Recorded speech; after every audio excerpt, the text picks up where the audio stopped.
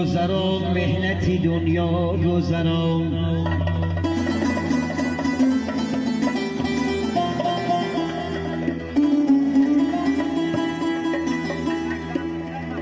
دنیا گذران مهنتی دنیا گذران نه بر پدران آمد و نه بر پسران تا می توانی عمر و طاعت گذران بینگر که فلک شهابی کرد بر دیگران بینگر که فلک شکار بکرد بر دیگران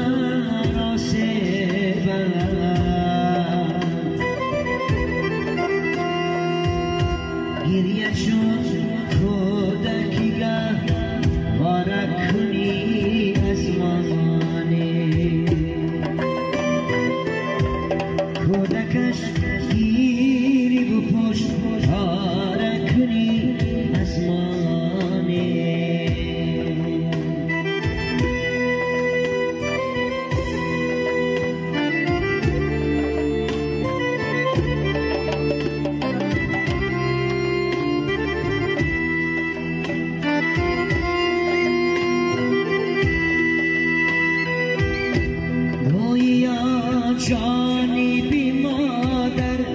که دلش می سوزد گریه چون کودکی گواره کنی از مانست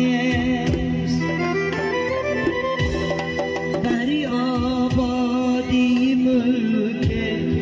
کسی ما بزارم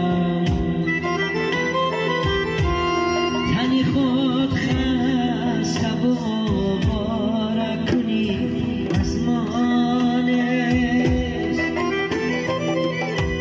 بلکه به بانه هزار زاره کنی از مانست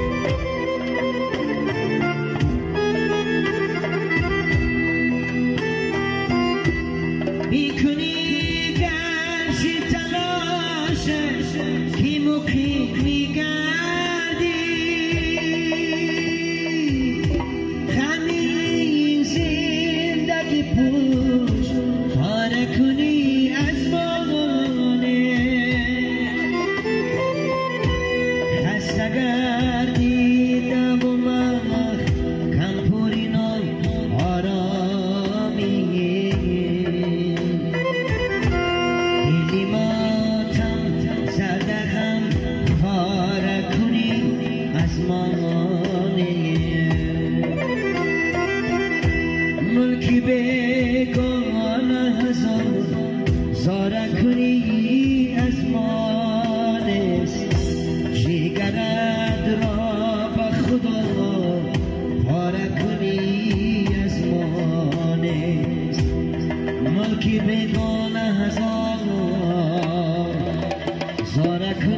تشکری